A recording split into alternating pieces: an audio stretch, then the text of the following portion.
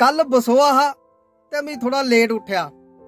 ओहदे बाद मैं नाता शाता फ्रैश फ्रुश होया ते चली आ दफ्तर जिंजा पुज्जा ते मेरे साहब ने मिगी 100 रुपया कड्ढियै दिता ते आखन लगा एला 100 रुपए दा पनीर लेइयै घर देई आ।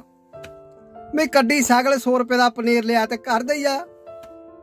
ओहदे बाद जिसलै दपैहरी रुट्टी दा टाइम होया ते साहब ने मिगी पुच्छया, उन्हें आखा तू रुट्टी खाधी? महा नहीं साहब मिगी भुख नहीं है, मैं इक्कै बारी खा ली हुण शामी।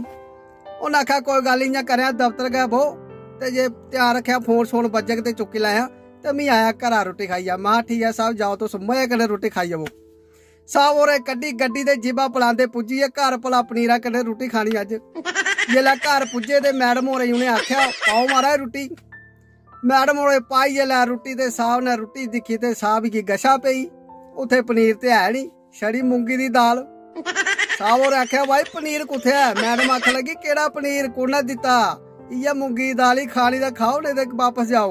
साहब होरें उस्सै मूंगी दी दाली कन्नै 4-5 फुलके खादे ते आइयै वापस दफ्तर आइयै मिगी पुच्छन लगे भाई हर्ष इधर आ, तुगी 100 रुपया दित्ता। महा 100 रुपये दा पनीर घर देई आ मैं, तू पनीर कुत्थै छड्डेआ?